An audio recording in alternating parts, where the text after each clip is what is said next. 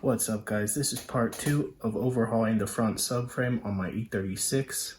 In this video, we're going to be removing the front lower control arm bushings off of the old control arms and reusing that metal lollipop and installing some new offset bushings onto some new control arms. Let's get into it.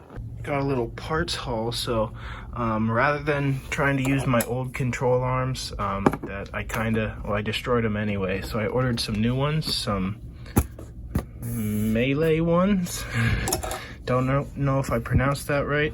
I still have to use my old lollipop control arm brackets, and so since I destroyed my tie rods trying to take them off, I got new ones. These are Carlin. They're from Pelican Parts. They were 14 bucks each for left and right.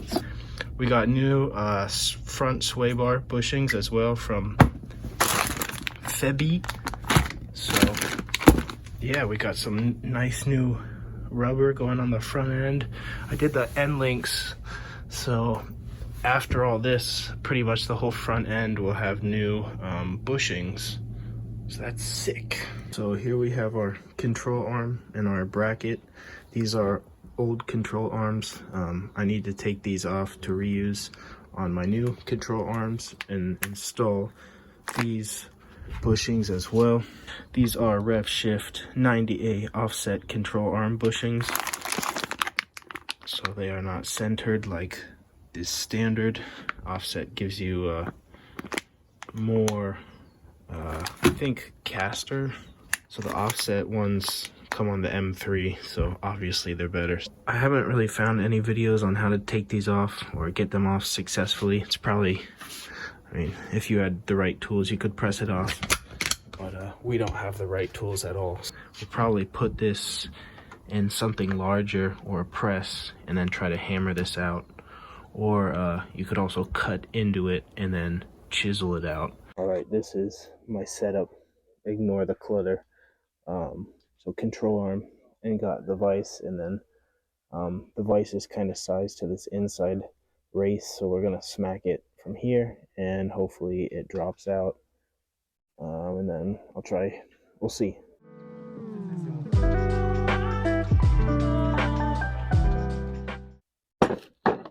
It's getting there. Maybe spray it both sides. Yeah, too late.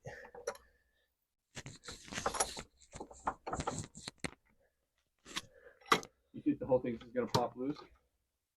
No, this is hopefully gonna come out of here. That's what I mean, it's gonna just drop down. Yeah. Oh, you know what? Maybe hit it with something narrower. Why? Then it's just hitting the area rather than the whole thing. I'm only hitting that area. Okay.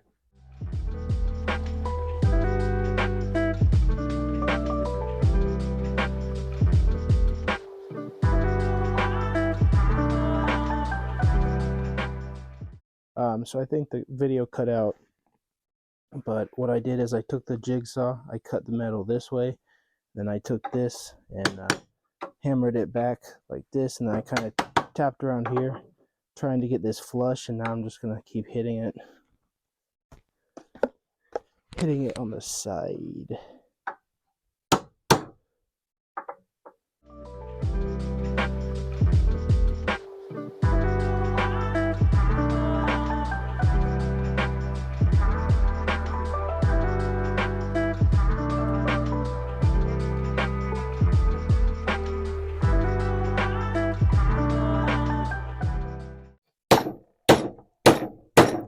So close. Here we go.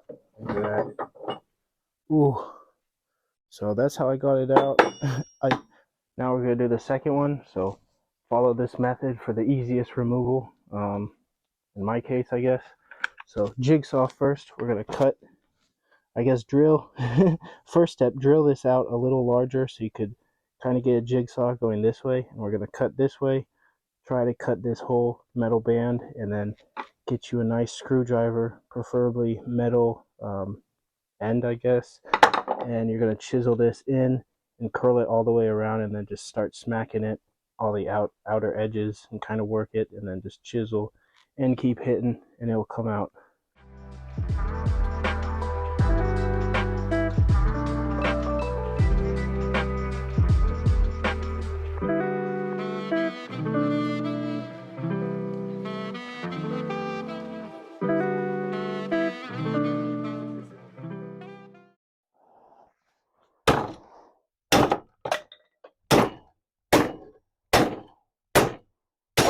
Ooh, bushing's almost off, and oh, they're out. Heck yeah. Now let's press in the new ones. All right, so now we got our brackets, control arm brackets, and our rev shift bushings. So this little nub here, that's going to be on the back side. So basically, you drop your bushing.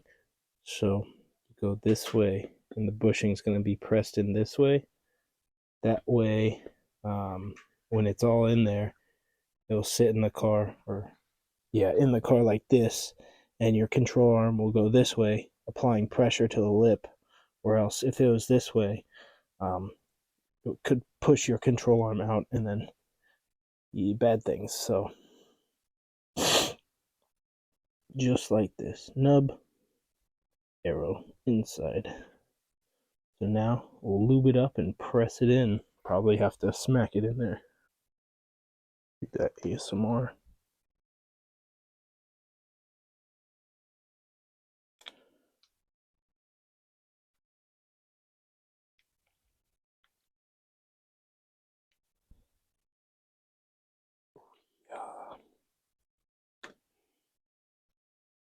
Ooh, this shit's kind of sticky.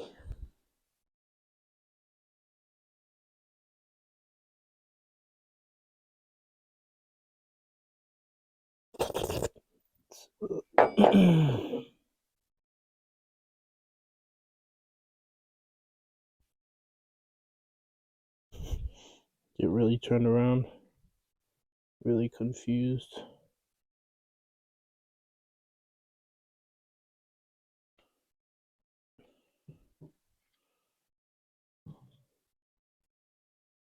By the power invested in me.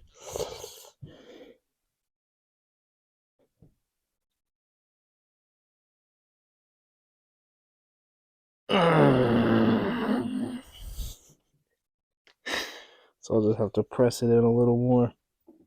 I think I could hammer it in. Yeah, I might do that. Made a little bit of a mess.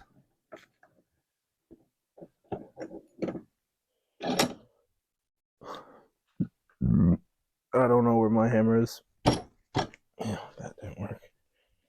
Ooh, yeah.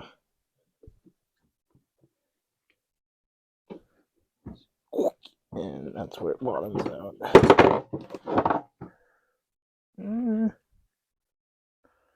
So after hammering them in, put them on here and just smack them a bunch. I think they're good. They should tighten once they get in the car. All right, what's up, me from the future?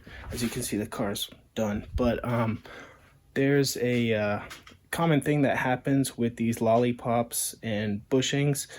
They tend to rotate with the control arm. So pretty much once I got it done, like 2 days after, I got an alignment and one of my casters was completely off. I'll show you.